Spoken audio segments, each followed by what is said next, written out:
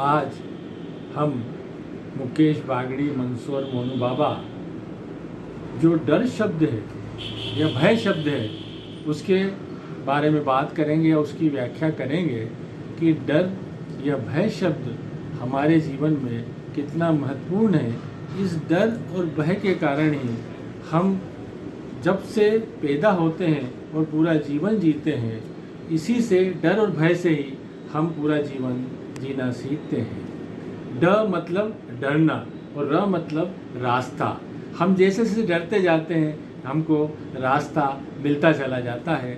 यदि हम बचपन का उदाहरण लें तो हम जैसे साइकिल चलाना सीखते हैं तो हम डरते डरते 2-3 बार गिरते हैं और हम साइकिल चलाना सीख जाते हैं। तो डर शब्द यदि हमारे जीवन से निकाल दिया जाए तो इस पृथ्वी पे जीवन का अस्तित्व ही खत्म हो जाएगा।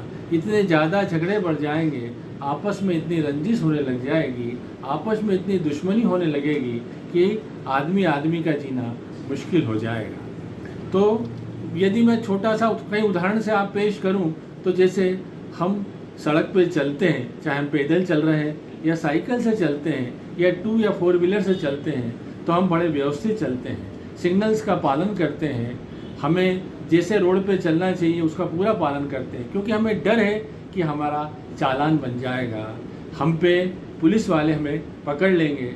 हमने यदि जरा सा भी गलत रास्ता अपनाया तो हमें चालान बना के पुलिस में पेश किया जाएगा। यदि यह डर नहीं होता तो सड़कों पे रोज़ जाम लगते और रोज़ दंगे फसाद होते और चलना रोड पे ही मुश्किल हो जाता। वैसे ही मैं आपको डर का या भय का उदाहरण दूं कि हम जो पैसा जोड़ते हैं या पैसा कमाते हैं और विभिन्न जगहों पे पैसा रखते हैं, चाहे वो एफडी में हो, चाहे पोस्ट ऑफिस में हो, चाहे गोल्ड के मार्फत हो, चाहे ज़मीन के मार्फत हो, या हम कई तरह के मेडिक्लेम कराते हैं, इंश्योरेंस कराते हैं। ये क्यों? ये सब डर के कारण है या भय के कारण है। क्योंकि यदि हमें डर या भय नहीं होगा तो हम कभी भी पैसा संचित नहीं करेंगे। हमें यह भय सताता है कि यदि मेरी मृत्यु हो गई तो मेरा परिवार का भरण पोषण कैसे होगा, इसलिए आप बचत करते हैं। या जीते जी आपको कोई बीमारी हो जाती है और आपका काम छूट जाता है तो आपको ये लगता है कि मैं घर पे बैठ के अपना जीवन यापन कैसे करूँगा, तो आप बचत करते हैं। ऐसे ही मैं आपका डर का आज के आधुनिक उदाहरण देना चाहूँगा कि जब से व्हाट्सएप आया है या सीसीटीवी कैमरे आए हैं तो भय का महत्व और बढ़ गया है, क्योंकि आपको व्हाट्सएप पे क्या डालना है या क्या नहीं डालना है यह आपको बहुत अच्छे से पता है। क्योंकि भय नहीं होता तो व्हाट्सएप पे कुछ भी डाल देते, पर भय के कारण आपको डर रहता है कि समाज क्या कहेगा, पब्लिक क्या कहेगी। और इस व्हाट्सएप और सीसीटीवी कैमरे के कारण जो आपका लव अफेयर्स होता है या आप गर्लफ्रेंड से बात करते हैं तो आपको यह भय सताता है कि मेरा वॉइस रिकॉर्डिंग तो नहीं हो जाएगा। क्योंकि यदि आप गर्लफ्रेंड के साथ फेयर नहीं है और उसने वो वॉइस रिकॉर्ड पुलिस थाने में दे दी तो हो सकता है उस भय के कारण आपकी गिरफ्तारी हो जाए। तो ये आजकल आधुनिक युग में व्हाट्सएप और सीसीटीवी बहुत ज़्यादा महत्वपूर्ण हो गए हैं कि आप यदि कहीं जगह झूठ भी बोल रहे हैं, चोरी भी कर रहे हैं और आपकी वॉइस टेप कर ली गई है और उस सामने वाले को सुनाया, बोले बिल्कुल गलत है, तो आप झूठे साबित होंगे। तो ये भय से आप समाज से जुड़े हुए हैं। अब भय में मैं आपको और उदाहरण देना चाहूँगा कि जो बड़े बड़े नेता हैं, राजनेता हैं, एक्ट्रेस हैं या धनाढ्य वर्ग के लोग हैं, वो बाहर से आपको बहुत दृढ़ या शक्तिशाली दिखते हैं, पर वो अंदर से उतने ही डरे हुए हैं। क्यों डरे हुए हैं? क्योंकि उनको अपनी पद की प्रतिष्ठा रखना है, अपने पद की गरिमा बनाए रखना है।